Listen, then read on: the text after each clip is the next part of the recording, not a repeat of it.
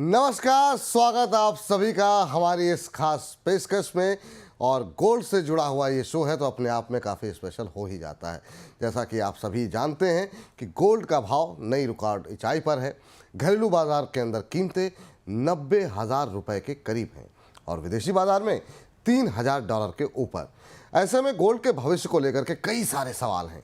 आगे आउटलुक कैसा रहेगा, डिमांड और सप्लाई का गणित कहता क्या है, निवेश, मांग, ज्वेलरी डिमांड और केंद्रीय बैंकों की खरीद का ट्रेंड किस तरीके से आगे बढ़ता हुआ दिखाई देगा, कीमतें किस दिशा में जाएंगी, इन तमाम सवालों के जवाब आज के हम इस स्पेशल शो में जानने की कोशिश करेंगे।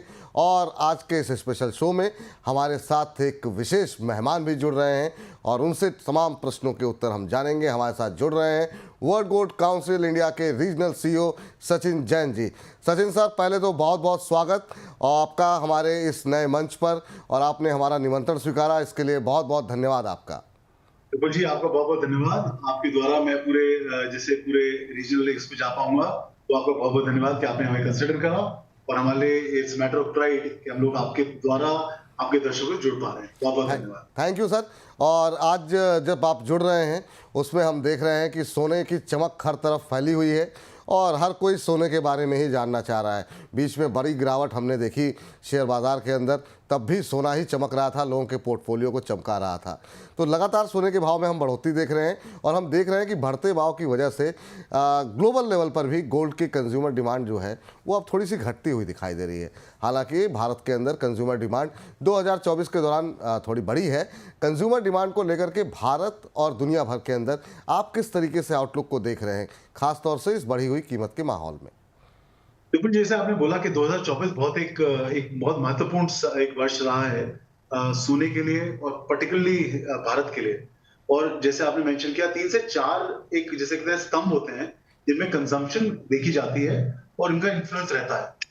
तो हम लोग देखते हैं ज्वेलरी डिमांड, जो हमारे देश में काफी एक बड़ा सेगमेंट है। हम देखते हैं सेंट्रल बैंक बाइंग, जो आरबीआई की कैसी कंजम्पशन रहती है। तीसरी इन्वेस्टमेंट बाइंग, जो कि एक डिजिटल और फिजिकल दोनों द्वारा देखते हैं हम लोग। जैसे बार एंड कॉइन डिमांड एक रहती है और ईटीएफ की दूसरी डिमांड रहती है। और चौथी जो एक हमारी उसमें एक डिमांड रहती है, वो रहती है टेक्नोलॉजी बेस्ड जो डिमांड रहती है, उसका कैसा एक महत्वपूर्ण रहा है। जैसे आपका एक स्क्रीन अभी दिखा रहा है कि पिछले वर्ष में करीब 5% हमारी वॉल्यूम की डिमांड रही, जो ऊपर रही 2023 से। लेकिन अगर आप इसको वैल्यू में देखें तो बहुत ही सिग्निफिकेंट और बहुत ही महत्वपूर्ण एक जंप हमने देखा जो 2024 में एक भारतवर्ष में रहा। इसमें अगर आप ज्वेलरी को देखें तो ज्वेलरी करीब सिमिलर रही, करीब 2% की ड्रॉप रहा वॉल्यूम में, लेकिन वैल्यू में काफी सिग्निफिकेंट प्लस रहा। एक अगर आप इन्वेस्टमेंट डिमांड को देखें तो करीब 35 से 36% वॉल्यूम में अप रहा, करीब 65% वैल्यू में ऊपर रहा। तो इसमें अगर आप देखें तो आपको अंदाजन होगा कि जिस तरह गोल्ड ने परफॉर्म किया है एज एन एसेट क्लास, एक डाइवर्सिफायर, और जितने हम आर्गुमेंट रखते हैं गोल्ड को लेके कि एक लिक्विड एसेट है, ये एक गुड फॉर रेनी डे है, वो सारे जो इसके पहलू हैं उन पे इसमें बरकरार रहा।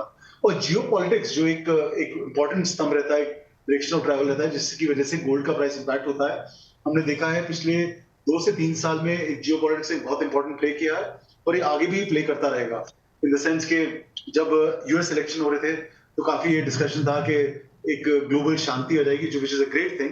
तो गोल्ड के इम्पैक्ट का एक थोड़ा काम डाउन होना चाहिए प्राइस, लेकिन हुआ क्या है कि एक तो शांति थोड़ा समय ले रही है और एक टैरिफ वॉर की एक जरिए में अगर जो कन्वर्सेशन शुरू हुई है उसमें हर, और पर्टिकुलरली जो ग्रोइंग देश हैं, जो जैसे डेवलपिंग कंट्रीज हैं, उनका एक रुझाव गोल्ड को अपने एसेट क्लास में बढ़ाने का बढ़ गया। बिल्कुल सही कह रहे हैं सर आप। लेकिन सर, सचिन सर, हमने देखा कि जिस तरीके से कीमतें बढ़ रही हैं उसका हमने देखा कि ज्वेलरी डिमांड में थोड़ा असर देखने को मिला है और ये लगातार कम होती हुई दिखाई दे रही।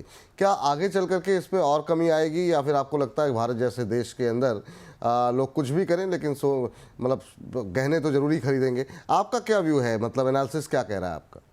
बिल्कुल जी, 2 से 3 पहलू हैं इसमें, अगर आप ध्यान से इसे समझें तो पहली चीज तो ये है कि हमने हिस्टोरिकली भी जब भी एक देखा है गोल्ड का प्राइस बढ़ता हुआ तो कंज्यूमर एक रुकता है, देखता है कि प्राइस थर कब हो रहे हैं और फिर एक कंजम्पशन बढ़ती है। तो अभी क्योंकि काफी एक बरकरार ऊपर है तो इस वजह से डेफिनेटली थोड़ा सा एक रुकाव है लेकिन हर बार हिस्टोरिकली जब भी प्राइस ऊपर बढ़ता है, ज्वेलरी का कंज्यूमर रुक के फिर परचेज करता है। तो पहली चीज इसमें हमारे को लगता है कि कोई घबराने वाली बात है।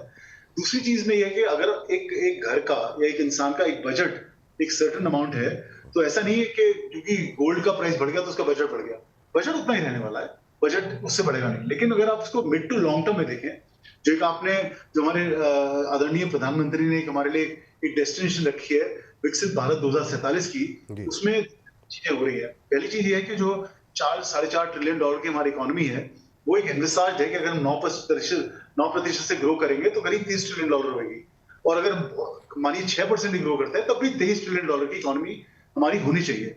उससे जो पर कैपिटा इनकम है कि एक हिंदुस्तान और भारतीय वर्षी के हाथ में पैसा कितना है, जो आज करीब 2.5 से 2600 से 2700 डॉलर के करीब है, ये 10 से 12 हजार डॉलर होएगा। तो आप ये सोचिए कि 3 से 4 भारत जुड़ने को एक प्रभावी एक एक्सपेक्टेशन है। जी। तो mid term to long term में जो गोल्ड की कंजम्पशन प्योरली बिकॉज जो आपकी इनकम बढ़ेगी हमारे देश में, उसको भी जरिए में रखना जरूरी है।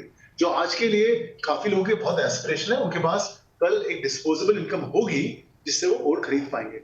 हिस्टोरिकली हमने एक आंकड़ा और देखा है कि जब भी 1% एक आपके हाथ में एक एक एक्सपेंडेबल मनी जिसे कहते हैं कि आपकी जीडी पर कैपिटा इनकम बढ़ती है, उससे करीब 1% गोल्ड की डिमांड पॉजिटिवली बढ़ती है।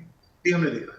बिल्कुल। तो मेरे कोई ऐसी चिंताजनक बात नहीं है, क्योंकि एक तो आप एसेट क्लास की इतनी स्ट्रॉन्ग परफॉर्मेंस है कि आज के डेट में इंटरेस्ट बहुत ज्यादा है और ट्रांसपेरेंसी बढ़ रही है। अगर आप ज्वेलरी में देखें, एक हमारे हमारे भारतवर्ष में एक हमारा ही देश ऐसा है जहां पे मैंडेटरी हॉलमार्किंग बाय लॉ है। बिल्कुल। आप कितना बड़ा स्टेप लिया गया और उसका इफेक्ट हम अब देखने को मिल रहा है, क्योंकि कंज्यूमर आज की डेट में ग्राहक जहां भी जाता है, छोटे शहर में जाए बड़े शहर में जाए, उसको एक कॉन्फिडेंस है कि जो वो ज्वेलरी खरीद रहे हैं उसमें एक प्योरिटी का एक सर्टेन स्तर मेंटेन्ड है। और इसके और हम देखेंगे एज एज द इयर्स कम, इसकी एक एक पॉपुलैरिटी बढ़ेगी और एक कंज्यूमर को प्योर गोल्ड और उनकी प्योरिटी के हिसाब से अच्छी ज्वेलरी मिलेगी। बिल्कुल सर। सर, जैसा कि आपने लेकिन अपने पहले रिमार्क में कहा कि इन्वेस्टमेंट डिमांड के अंदर हम देख रहे हैं कि लगातार जो है वो बढ़ोतरी देखने को मिल रही है। गोल्ड के ईटीएफ लगातार घड़ी का जो अपनी खरीद है वो बढ़ाते हुए दिखाई दे रहे हैं। आगे चल के क्या फ्यूचर दिखाई दे रहा है? क्या अभी भी जियोपॉलिटिकल सिनेरियो जो देखने को मिल रहा है उसको देख के आपको लग रहा है कि ईटीएफ की तरफ से ये ट्रेंड आगे भी कंटिन्यू रह सकता है या थोड़ी सी इसमें कमी आ सकती है? ईटीएफ को लेकर के आपका व्यू क्या है सर? सर, मैं पहले आपको पूरा इन्वेस्टमेंट डिमांड बताता हूँ। जैसे पिछले साल करीब 185 टन की 2023 में हमारी डिमांड थी, वो बढ़ के करीब जैसे आपका अभी स्क्रीन दिखा रहे हैं 240 टन के आसपास रही। और ये इंक्रीज और रुझान बढ़ता जा रहा है क्योंकि gold as an asset class काफी अच्छा परफॉर्म कर रही है। पिछले अगर आप पहले हाफ में देखें 2024 में ग्लोबल, पहले मैं बताता हूँ, ग्लोबल में एक लिक्विडिटी हमने देखी और एक लोगों ने इनकैश करे दिया और सेकेंड हाफ में वो वापस रिवर्स हुआ। और भारतवर्ष में पहली जनवरी 2024 को करीब 41 टन एयूएम था और पहली जनवरी 2025 को जो एक साल बाद करीब 60 टन के करीब एयूएम रहा। तो आप सोचिए 18 से 19 टन की बढ़ोतरी और 40 टन के बेस पे, तो करीब बहुत सिग्निफिकेंट ग्रोथ हमने देखने को मिली। और हमारा सोचना यह है कि ईटीएफ एक रेगुलेटेड प्रोडक्ट है। आप चाहे 1 यूनिट ईटीएफ कर लें जो करीब 0.01 ग्राम ऑफ गोल्ड होता है, तो आज की रेट में मानिए 90 रुपए का एक ईटीएफ का एक यूनिट होता है। जो आदमी चाहे 0.01 ग्राम ले, चाहे 10 ग्राम ले, चाहे 10 किलो ले, वो फिजिकली बैक्ड है फिजिकल गोल्ड से। तो ये बहुत स्ट्रॉन्ग प्रोडक्ट है और हमारा सोचना है कि ईटीएफ का जो एक कंजम्पशन पैटर्न इंडिया में है वो एक ऐसे कस्प पे है कि अब ये बहुत स्ट्रांगली ग्रो करेगा। और हमने देखा है कि एचएनआईज और फैमिली ऑफिसेज जो एक निवेश कर रहे हैं वो गोल्ड को बहुत अच्छे से कंसिडर कर रहे हैं, क्योंकि अपना पोर्टफोलियो डाइवर्सिफिकेशन में 10 से 15% अब गोल्ड आएगा और ईटीएफ एक बहुत अच्छा एक इन्वेस्टमेंट व्हीकल है। तो आप ये मान के चल रहे हैं कि अभी ईटीएफ में इन्वेस्टमेंट जो है वो बढ़ता हुआ ही दिखाई देगा? बिल्कुल बिल्कुल जी। और अगर आप इसकी ये भी देखें अवेयरनेस, तो अगर आप एक नॉर्मल एक average person on the street को देखें कि उसको ईटीएफ के बारे में पता है, गोल्ड ईटीएफ के बारे में पता है, तो उसकी अवेयरनेस बहुत लो है उसको ऐसी। और हमारा सोचना है कि इस 2025 में आप अवेयरनेस की बढ़ती देखेंगे। हम लोग भी काफी एफर्ट्स ले रहे हैं और हमारा काफी संपर्क गोल्ड के ईटीएफ के जो म्यूचुअल फंड्स हैं उनसे भी काफी है। तो आप देखेंगे काफी इसमें एक्सेलरेशन है और एक एजुकेशनल पॉइंट ऑफ व्यू से काफी इसमें बढ़ोतरी होनी चाहिए। बिल्कुल। ये बात आपने सही कही कि जो है फाइनेंशियल अवेयरनेस काफ़ी फैल रही है सर, और आप लोग जो प्रयास कर रहे हैं वो तो कर ही रहे हैं। हम लोग भी बहुत प्रयास कर रहे हैं इस क्षेत्र के अंदर कि लगातार लोगों को एजुकेट किया जाए और बताया जाए कि ये सिर्फ गहने खरीदने के लिए नहीं बल्कि इन्वेस्टमेंट के लिए एक बहुत अच्छा विकल्प है, और भविष्य के लिए अपने सुरक्षित रखने के लिए। हमारे पास बहुत सारे दर्शक भी आते हैं, वो लगातार जो है अपना पोर्टफोलियो के अंदर वो गोल्ड ETF को कहीं ना कहीं तरजीह देते हुए दिखाई दे रहे हैं, ताकि वो बाज़ार के उतार चढ़ाव से थोड़ा अपने हेज करके चलें पोजीशन। सर लेकिन एक चीज़ आपसे जानना चाहेंगे कि भारत के अंदर हम देख रहे हैं ETF में खरीद तो बढ़ी है, लेकिन जब हायर प्राइसेस होते हैं तो रिडम्पशन भी काफ़ी तेज़ी के साथ बढ़ते हुए दिखाई दे रहे हैं। ये रिडम्पशन प्रेशर क्या आगे भी देखने को मिलेगा? आप कैसे देख रहे हैं इसको सर? बिल्कुल जी, हमारा हमेशा कहना ये है कि अगर आप सोने में एक अपना निवेश करें तो लॉन्ग टर्म, बल्कि लंबे दृष्टिकोण से आप इसमें इन्वेस्ट करें, तभी आपके पोर्टफोलियो को एक लॉन्ग टर्म हेल्थ मिलती है। अगर आप इसको डेली खरीदने बेचने या थोड़े ऊपर नीचे होने से आप बेचें तो उसमें एक इट्स अ नेगेटिव थिंग। तो अगर आप ग्लोबली भी देखें तो ETF डेफिनेटली, आपने बिल्कुल सही आपने नोटिस किया है कि रिडम्पशन होता है, और जब हाई प्राइस होता है तो ज्यादा रिडम्पशन होता है। लेकिन क्योंकि हमारा जैसे जो बेस ETF का है वो अभी काफी छोटा है, और डेफिनेटली हमने देखे हैं रिडम्पशन, मगर अगर आप देखें ओवरऑल पर्सपेक्टिव में तो लॉन्ग टर्म दृष्टिकोण के साथ काफी इन्वेस्टर आ रहे हैं, और लॉन्ग टर्म में ही आप गोल्ड को अपने पोर्टफोलियो में रखें, वो हमारा रिकमेंडेशन है। जी सर, लेकिन करें क्या लोग? मतलब लोगों को इस उम्मीद के साथ लॉन्ग टर्म के लिए सोचा था कि इतना रिटर्न मिलेगा, अब एक साल के अंदर ही इक्विटी को आउट परफॉर्म कर देगा, ये तो किसी ने सोचा ही नहीं था।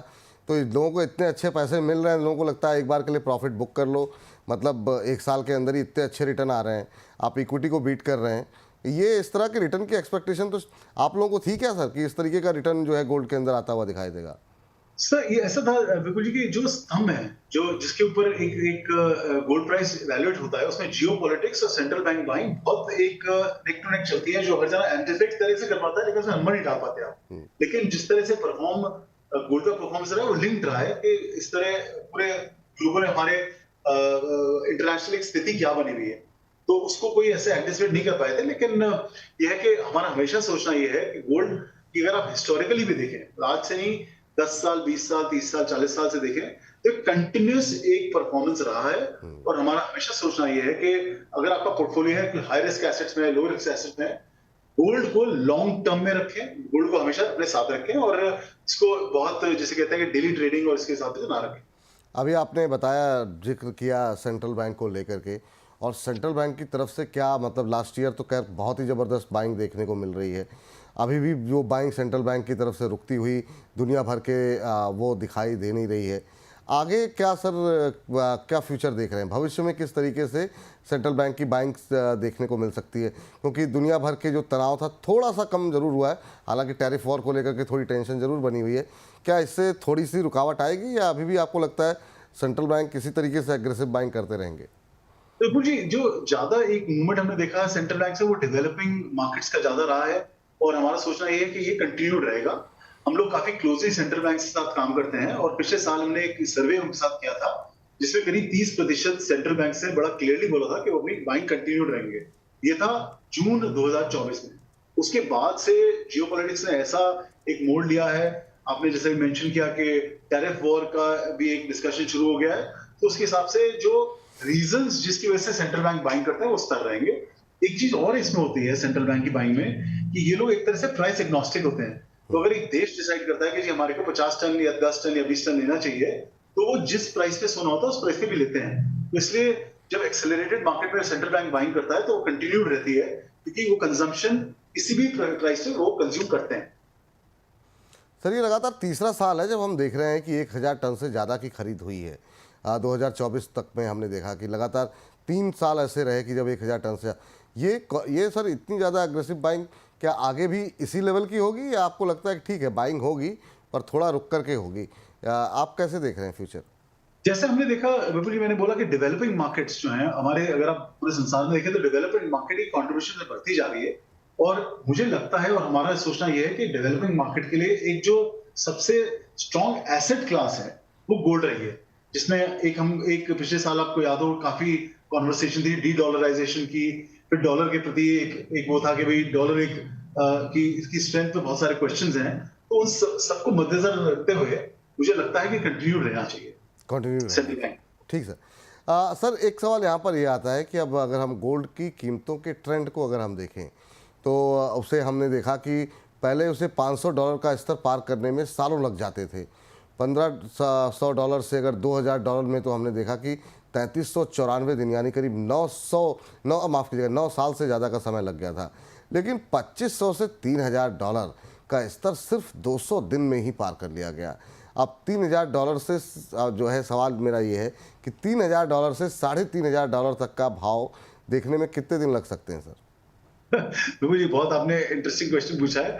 हम लोग वर्ल्ड गोल्ड काउंसिल में प्राइस प्रिडिक्ट नहीं करते, लेकिन मैं ये बोल सकता हूँ कि गोल्ड के जो, जैसे हमने पिछले 15-20 मिनट में बात करी है, जो स्तंभ हैं जिनके ऊपर एक प्राइस की और एक स्ट्रेंथ की बात करते हैं, वो काफी गोल्ड के फेवर में चल रहे हैं।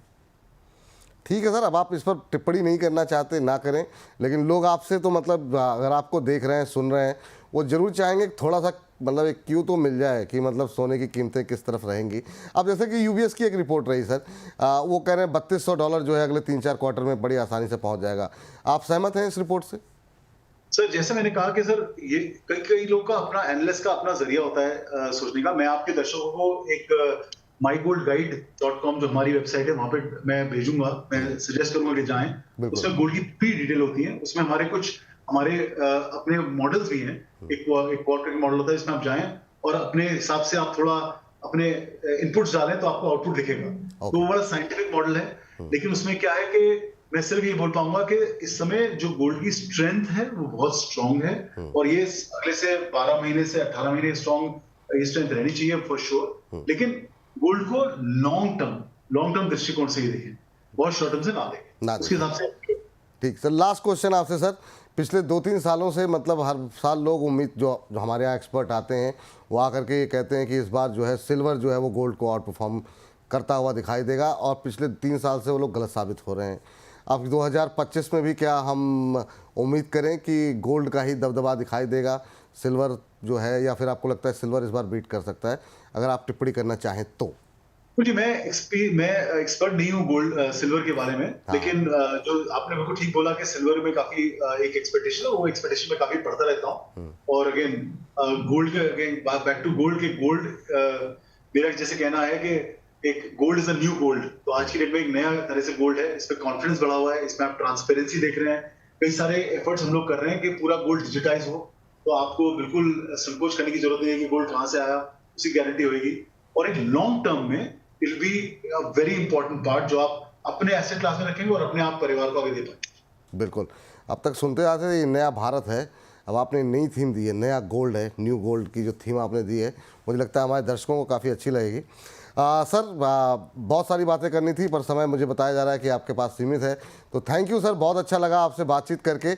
और बिल्कुल आपने सही कहा कि अगर जो लोग भी निवेश कर रहे हैं, लॉन्ग टर्म व्यू होना चाहिए लोगों का गोल्ड को लेकर के। बहुत जल्दी अगर वो रिडम्पशन की तरफ जाते हैं या बेचते हैं तो आगे चल करके फिर उनको ये अफसोस होगा कि जिस तरीके से रिटर्न देखने को मिल रहे हैं, और निश्चित रूप से काफ़ी सेफ जो है रिटर्न यहाँ पर देखने को मिले। थैंक यू सर, बहुत अच्छा लगा आपसे बात करके। उम्मीद करते हैं आगे भी अपने बिजी टाइम शेड्यूल से सर थोड़ा थोड़ा समय निकाल करके हमारे दर्शकों को गाइड करने के लिए आप आते रहेंगे। बहुत बढ़िया रहा सर आपका। थैंक यू सर, बहुत बहुत धन्यवाद आपका आज की चर्चा में जुड़ने के लिए। तो फिलहाल के लिए बुलियन मीटर को तो समाप्त कर रहे हैं, लेकिन आज की इस बातचीत का जो बिटवीन द लाइन बातें निकल के आई हैं कि सोने की तेजी आगे भी इसी तरीके से बरकरार रहेगी। सोने में निवेश निश्चित रूप से बेहतर विकल्प है, एक सुरक्षित विकल्प है। बाजार के उतार चढ़ाव, महंगाई, इन तमाम चीज़ों से मात देने का विकल्प है। तो अगर आप निवेश कर रहे हैं तो लंबी अवधि के लिए लिहाज से आप बिल्कुल अपने कुल निवेश का एक हिस्सा 10 से 15% हिस्सा बिल्कुल सोने में निवेश करके रखें। ये आपके जो गहने आप बनवा रहे हैं उससे अलग होना चाहिए, ताकि आपका इन्वेस्टमेंट पोर्टफोलियो सुरक्षित रहे बाजार के उतार चढ़ाव से। मुझको इजाज़त दीजिए, लगातार बोनस के साथ बने रहिए। फिलहाल के लिए नमस्कार।